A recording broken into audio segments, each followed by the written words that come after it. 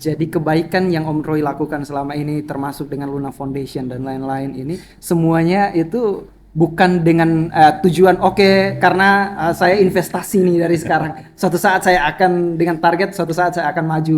Tetapi karena ketulusan bekerja untuk masyarakat Nusa Tenggara Timur itu yang mendorong saya.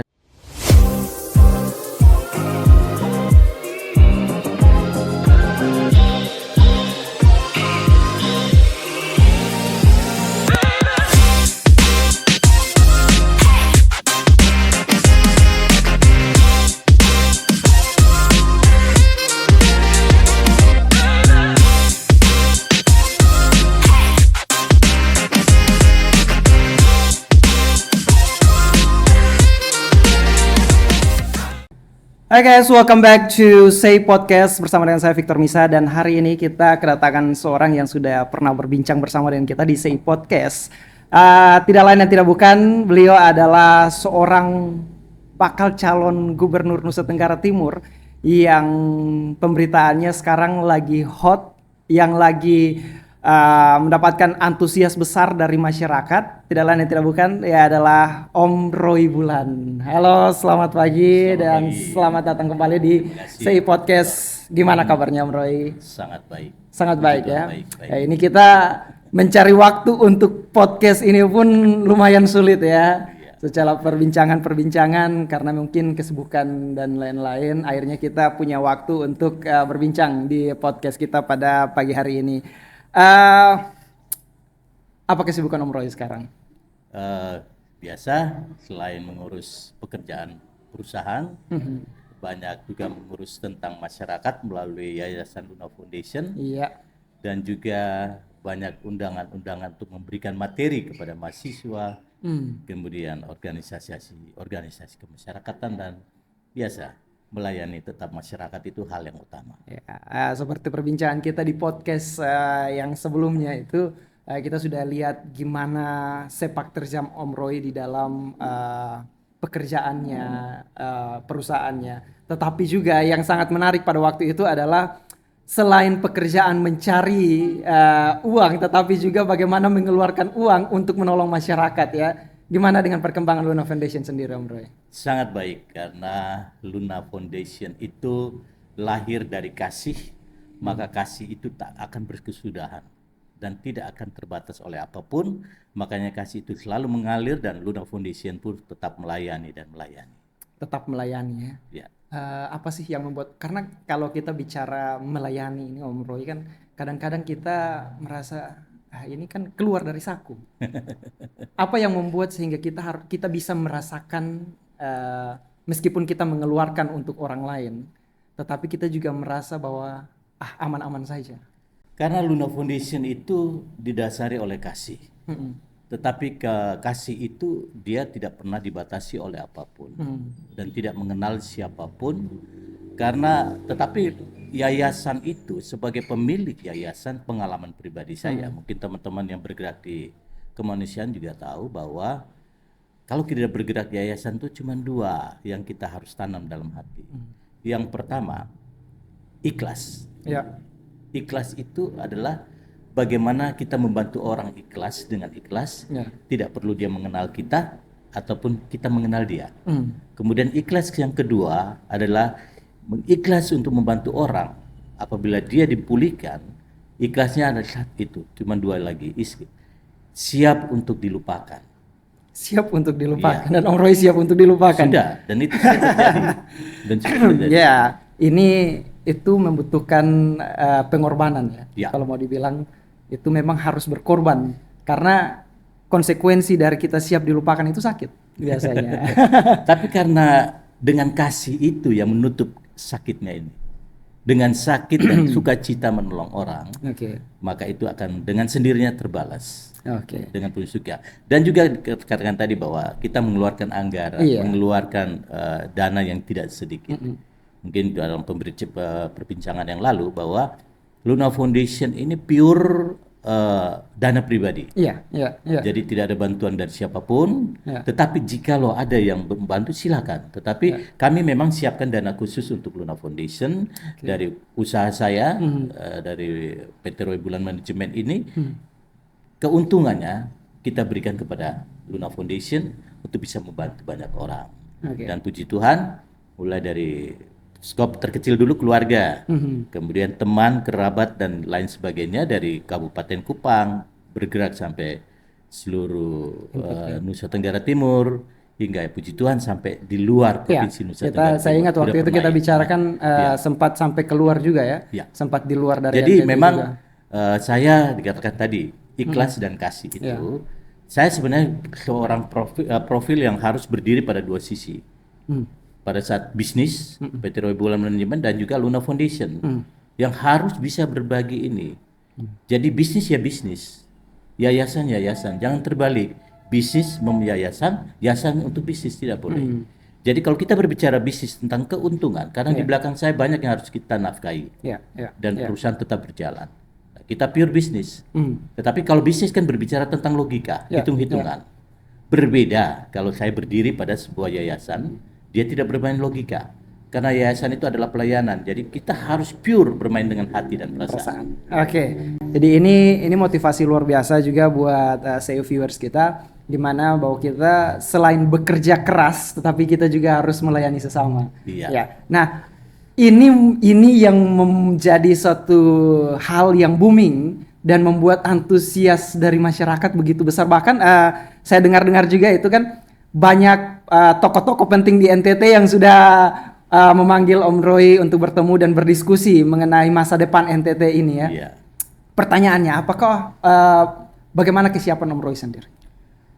Untuk kesiapan bahwa siap. Selama saya bisa membangun Nusa Tenggara Timur, selama saya bisa membantu masyarakat Nusa Tenggara Timur, saya siap. Ini berbicara Gubernur Nusa Tenggara Timur NTT 1. Apakah kesiapannya hanya sekedar oke saya siap, atau ada juga hal-hal yang melatar belakangi kesiapan? Kita lihat dulu latar belakangnya. Karena saya bekerja dengan masyarakat, sebenarnya ini kan tidak dipublish. Karena kita bekerja untuk yayasan dengan kasih. Ya, selama saya bekerja dari tahun 2000, kemudian dilegalitas dengan yayasan pada 2011, kita bekerja untuk masyarakat, murni untuk masyarakat. Saya tidak berpikir bahwa suatu saat saya akan masuk dalam posisi ini. Tetapi kita bekerja dengan tulus untuk masyarakat. Masyarakat akan menilai, masyarakat akan merasakan. Kita bedakan dulu ini. Saya lahir dari apa? Saya lahir dari keinginan masyarakat, aspirasi masyarakat. Aspirasi masyarakat itu tidak bisa kita bendung. Kenapa bisa muncul aspirasi masyarakat? Karena pertama, aspirasi masyarakat itu bisa ada karena apa? Mereka melihat yang sudah kita kerja. Mereka mendengar dari orang lain, orang juga melihat kita kerja. Terus mereka merasakan bisa juga mereka merasakan yang orang berbicara langsung, ataupun melihat orang juga merasakan seperti itu. Dari kerja panjang karena dengan penuh ketulusan ini, mereka katakan, Bapak mungkin sudah saatnya Bapak harus berdiri sebagai ayah atau tokoh bagi kami, sebagai panutan.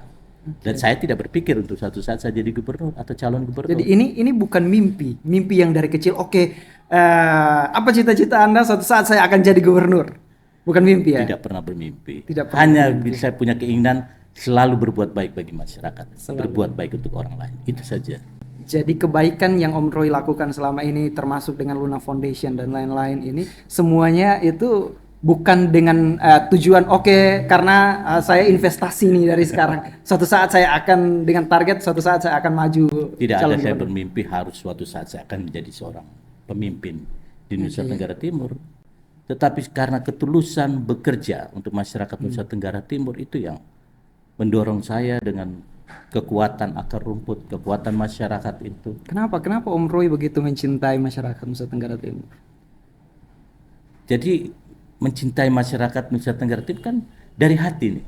Semua pemimpin yang akan muncul ataupun yang sudah melakukan untuk masyarakat Nusa Tenggara Timur pasti mencintai masyarakat. Tetapi kami ini adalah lahir dari masyarakat, dan saya melakukan masyarakat karena saya adalah pekerja sosial. Seperti itu. Jadi karena Om Roy memang adalah seorang pekerja sosial, dan itu dengan sendirinya menumbuhkan rasa cinta bagi masyarakat Nusa Tenggara Timur. Kalau masyarakat dari provinsi lain saja saya bisa menolong, apalagi masyarakat Nusa Tenggara Timur. Dan itu sudah terbukti, bukan sekedar tebar janji ya. Bukan hanya janji belaka. Ya, nah ini satu fenomena juga Om Roy, bahwa banyak yang pada politik pilkada kali ini datang calon-calon dari kalangan non partai. Kira-kira menurut Om Roy sendiri ada apa sih dengan politik kali ini? Karena saya lihat pengamatan saya dan pemahaman saya bahwa kita lihat nuansa kali ini pun agak berbeda. Kenapa kali ini yang muncul sementara adalah teman-teman dari non partai? Karena kita lihat schedule-nya karena bulan Mei baru untuk yang independen persiapan. Kemudian Agustus pendaftaran. Bulan Oktober itu baru pelantikan ya para legislatif dan November pemilu. Jadi untuk sementara yang bergerak ini adalah teman-teman dari independen, tetapi pasti teman-teman ada keterwakilan dari partai, pasti ada.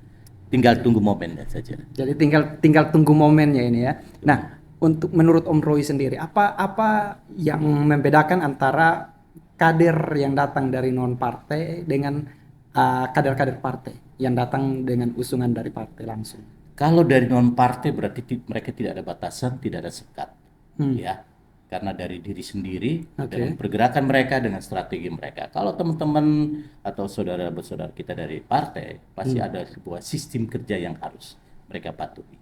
Jadi seperti itu. Jadi secara fleksibilitas kalangan kaum dari non partai ini lebih fleksibel ya, lebih bisa mengena dengan masyarakat. Tidak harus terikat. Ya, kalau mengena masyarakat pasti juga semua mengena masyarakat. Tetapi hanya ini dibatasi oleh sistem, sebuah sistem. Kalau yang fleksibel ya pasti ya non partai. Tapi kalau teman-teman atau saudara-saudara kita yang di partai ya pasti ya terikat dalam sebuah sistem atau aturan. Nah, berbicara tadi juga tentang aspirasi masyarakat yang begitu luar biasa mendukung Om Roy saat ini. Dan juga kalau itu terbukti dengan polling-polling yang juga terus meningkat, kita lihat di media-media. Nah, pertanyaannya sekarang Om Roy, apa sih yang menjadi satu titik dari NTT ini yang membuat Om Roy, saya akan meningkatkan ini dan saya akan membuat NTT lebih bagus dari segi ini? Kalau kita lihat sekarang ini kan banyak. Bukan berarti para pemimpin terdahulu tidak baik, semua baik. Semua punya kemauan untuk membangun NTT. Mungkin ada hal-hal yang belum tersentuh, itu adalah tugas kami. Kalau yang sudah tersentuh, yang sudah bagus, kita lanjutkan, mungkin kita koreksi sedikit, ataupun yang belum tersentuh, itu adalah tugas kami sebagai pemimpin yang selanjutnya. Seperti itu. Ya pastilah, di mana-mana orang akan berpikir tentang ekonomi. Apapun yang diprogramkan, kalau tidak ada pergerakan ekonomi, susah. Tidak ada pun anggaran, susah. Maka titik poin yang kita lakukan adalah peningkatan ekonomi masyarakat. Dimulai dari peningkatan ekonomi masyarakat. Ya, itu yang utama. Titik awalnya. Program apapun membutuhkan dana. Nah, itu yang titik poin. Yang utama. Nah, titik poin pasti ada strategi apa yang di dalamnya harus kita lakukan. Itu saja. Dan itu semua sudah dikonsepkan dari Om Roy sendiri dengan kesiapannya itu. Dan ya kita juga ketahui bahwa Om Roy juga datang dari latar belakang seorang businessman ya. Jadi gimana menerapkan pola bisnis, perkembangan peningkatan bisnis yang Om Roy alami itu, dan itu mampu diimplementasikan di dalam pemerintah Nusa Tenggara Timur. Dan ya istilahnya ya banyak orang sampaikan dari masyarakat dan untuk masyarakat. Dari masyarakat dan untuk masyarakat. Ya, kita perputaran anggaran ini. Pasti dari masyarakat juga, ya kan, PAD dan lain sebagainya. Dan kita kembalikan kepada masyarakat dengan apa? Dengan program-program yang menyentuh masyarakat itu sendiri. Jadi dari sini tinggal kita melihat kebijakan-kebijakan mana sebagai seorang pemimpin yang harus dia lakukan untuk masyarakat itu sendiri. Tadi kita sempat singgung sedikit, Om Roy sudah sempat singgung sedikit tentang tagline-nya. Ini kalau kita lihat di mana-mana tagline-nya itu adalah ayah dari semua kalangan. Ada apa di belakang ayah dari semua kalangan ini, Om Roy? Karena saya lebih dekat kepada masyarakat menengah ke bawah, walaupun semua kalangan kita menjalin komunikasi. Jadi pada saat saya mengambil tagline yang lagi viral sekarang ini ya, trending topik di trending Google topik juga, ya.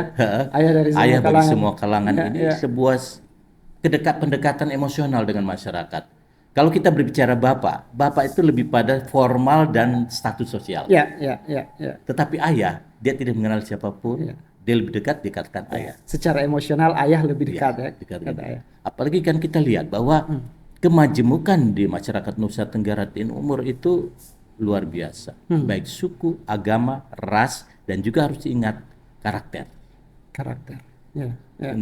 Kedepannya kita membutuhkan sosok seorang pemimpin yang benar-benar menjadi ayah, seorang pemimpin yang benar-benar punya hati yang mulia. Yang mampu merangkul semua kalangan semua masyarakat ini. Dan itu jadi salah satu motivasi Om Roy untuk bagaimana bisa untuk mengumpulkan ini masyarakat dari berbeda pulau, berbeda latar belakang, status sosial dan suku agama.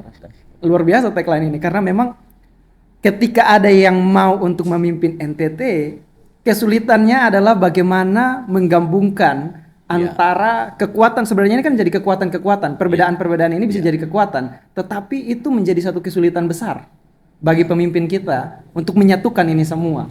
Makanya saya katakan mencari pemimpin yang berhati mulia. Bukan saya katakan saya paling yang terbaik, tetapi dari background saya adalah seorang pelaku kegiatan kemanusiaan. Di situ kita sudah awali dengan hati kasih. Semua agama, suku, agama, ras dan karakter sudah kita lalui sehingga berjalan. Dengan latar belakang inilah saya bilang mari kita membangun Nusa Tenggara Timur ke depan yang lebih baik. Bukan karena yang teman-teman atau saudara kita sudah terlalu kurang lebih baik NTT ke depan, tidak. Tetapi mari dari kemajemukan yang ada kita membangun sebuah kekuatan untuk NTT lebih jaya ke depan. Oke, baik. Ini luar biasa sekali podcast kita, sangat menginspirasi sekali buat semua Say viewers yang menyaksikan akan podcast kita pada saat ini. Yang terakhir Om Roy, pertanyaan yang terakhir. Apa harapan seorang Roy Bulan in the future, di dalam masa depan khususnya bagi NTT? Harapan saya ya, kita selalu memberikan yang terbaik. Pertama, dari diri kita sendiri, orang tua, keluarga, dan semua yang berada di sekeliling kita. Saya melihat bahwa siapapun yang membangun Nusa Tenggara Timur pasti dia orang-orang hebat, orang-orang yang luar biasa. Tetapi kembali pada diri kita sendiri, apa yang sudah kita buat untuk masyarakat Nusa Tenggara Timur? Karena masyarakat Nusa Tenggara Timur yang saat ini dimanapun berada sudah pemilih yang cerdas. Mereka sudah bisa melihat, mendengar dan merasakan itu sendiri. Jadi saya berharap siapapun yang menjadi pemilih Nusa Tenggara Timur ke depan pasti orang yang hebat sehingga dia dipercayakan. Cuman itu saja. Buatlah dengan program-program yang bisa menyentuh masyarakat. Tidak usah kita bermuluk dengan program-program yang terlalu luar biasa, dengan anggaran yang luar biasa. Tetapi kita lihat sasarannya nyampe tidak, kebutuhan masyarakatnya sampai tidak. Buatlah dengan program-program yang sangat-sangat tidak terlalu bermuluk-muluk, tapi mengena di masyarakat itu sendiri. Itu yang masyarakat butuhkan. Seperti itu. Dan juga dengan kesempatan ini saya juga saya podcast ya. Saya juga mengucapkan terima kasih untuk dukungan masyarakat yang luar biasa, yang saat ini sangat luar biasa. Karena saat ini juga mulai banyak ya saudara-saudara kita, baik tokoh agama, tokoh masyarakat dari setiap daerah itu sudah memberikan dukungan, semangat dan moral dan kesiapan mereka mendukung. Dan itu bukan saja membuat saya gelap mata, tidak. Tapi dari situ saya melihat bagaimana masyarakat mulai tersentuh dengan kehadiran masyarakat. Dan itu menjadi sebuah beban bagi saya. Saya harus memberikan yang terbaik. Dan jangan menyanyiakan mereka. Dan suatu saat jangan melupakan mereka. Itu saja. Oke, sekali lagi thank you Om Roy sudah hadir bersama dengan kita di Say Podcast pada kesempatan ini. Ya mungkin kita akan kembali berjumpa di dalam podcast-podcast selanjutnya, tetapi mungkin dalam topik yang lebih spesial, yang lebih khusus.